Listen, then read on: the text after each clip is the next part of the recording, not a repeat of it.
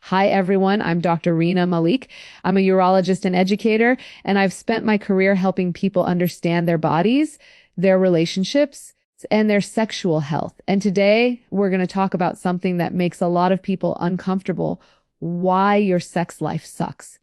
Now, before you click away, I want you to know this isn't about blame or shame. It's about truth, the kind that's often hidden behind closed doors, whispered in clinics, or buried under years of silence. I've spoken to thousands of patients, men, women, couples, all carrying the same quiet frustration. Why don't I feel desire anymore? Or why do we feel so disconnected? And here's what I've learned. Most people don't have a bad sex life because they don't care or because they're incompatible, sis. It's because they don't understand what's really happening inside their bodies, inside their minds, and between each other. So let's break this down together. Your brain is your biggest sex organ. When we think about sex, we often picture the body, hormones, attraction, physical touch. But desire starts in your brain. It's shaped by how safe, connected, and emotionally attuned you feel. I once met a woman in her early 40s who told me, Dr. Malik, I don't feel anything anymore. My husband's wonderful, sis, but I have zero interest. She was convinced something was wrong with her hormones. But after we talked for a while, she started to cry. Sis, not because she was broken, but because she realized she'd been carrying stress, exhaustion, and resentment for years. When your mind is overloaded by work, parenting, anxiety, or even self-doubt, it shuts down pleasure. Your body can't tell the difference between running from a tiger and running from your inbox. Stress chemicals rise and arousal plummets. So, sis, before you try to fix your sex life with supplements or new techniques, start with your mind. Ask yourself, do I feel safe? Do I feel seen, sis? Because when the brain feels calm, the body follows. Intimacy dies in silence. I can't tell you how many couples come to me and say, we'll never talk about sex. They assume that because they've been together for years, they should just know what the other person wants. But no one is born knowing how to read someone else's desires. Communication is the oxygen of intimacy. Without it, even the strongest love suffocates. I once counseled a couple married for 15 years. They had affection but no sparks. They were terrified to talk about what they wanted because they didn't want to offend each other. When they finally started to speak openly, awkwardly, with laughter and tears, something shifted. They realized it wasn't that they didn't love each other. It was that they had been performing instead of connecting. If you can't say the words, "This feels good," or "Can we try something different outside of the bedroom?" How can you expect connection inside it? Intimacy isn't about perfect technique. It's about emotional honesty. It's about being brave enough to say, this is what I need to feel close to you, sis. Hormones and health matter more than you think. I'm a doctor, so I'll tell you this plainly. Biology plays a huge role in sexual satisfaction. Low testosterone, menopause, thyroid issues, medications like antidepressants.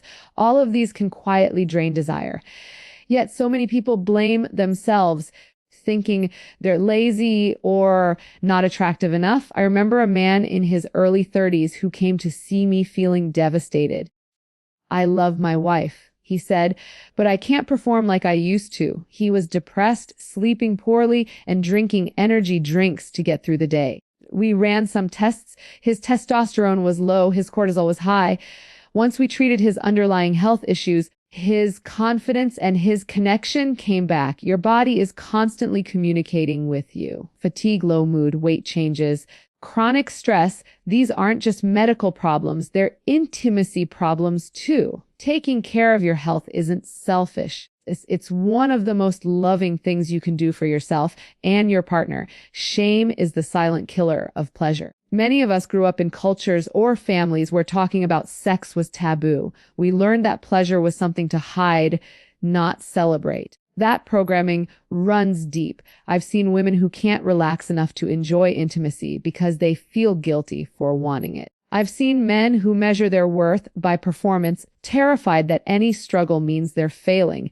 But shame thrives in darkness. When you bring it into the light, when you talk about it, when you learn the truth about your body, it starts to lose its power. One of my favorite moments in my work is when a patient realizes, wait, I'm not broken.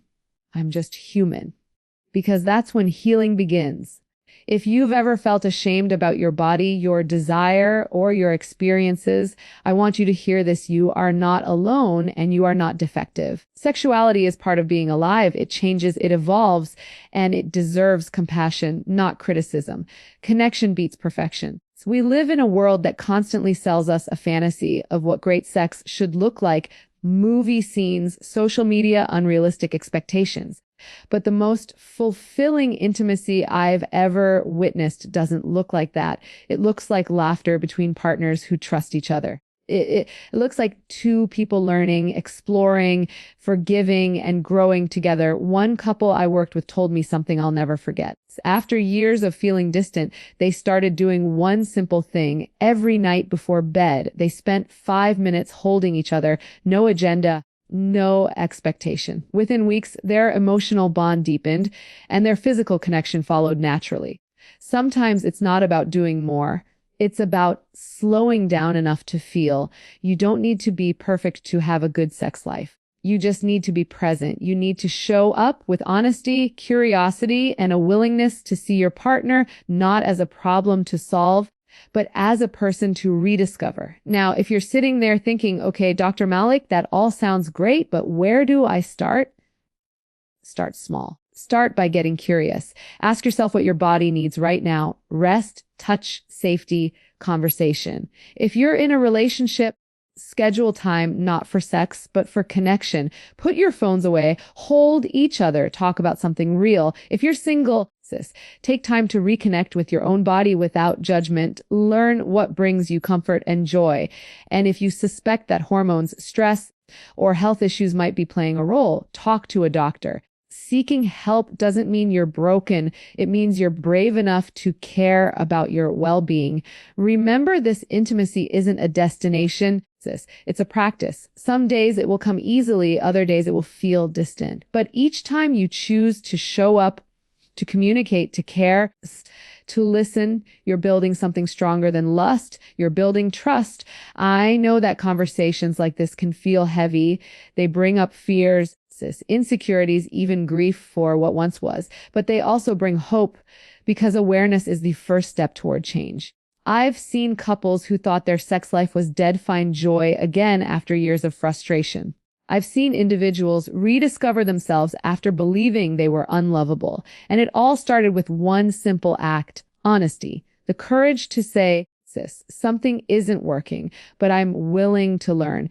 If your sex life isn't where you want it to be, don't give up. Don't believe the lie that passion only belongs to the young or the lucky. Your body is capable of connection at every stage of life. It just needs care, understanding, and patience. So tonight, I want you to do one thing. Look in the mirror and say, I deserve pleasure. I deserve connection. I deserve to feel alive, because you do. Every single one of us does. I'm Dr. Reena Malik, and my mission is to help you understand your body, break down shame, and build a healthier relationship with yourself and your partner. If this talk spoke to you, I hope you'll keep learning, keep talking, and keep showing up for yourself. Thank you for listening. And wherever you are in your journey, I want you to remember this. Healing your sex life isn't about fixing what's broken. It's about rediscovering what was always there. Your capacity for connection, vulnerability, and love. Take care of yourselves, take care of each other, and never stop believing that you're worthy of pleasure and peace. Good luck, and thank you for spending this time with me. Dr. Reena Malik.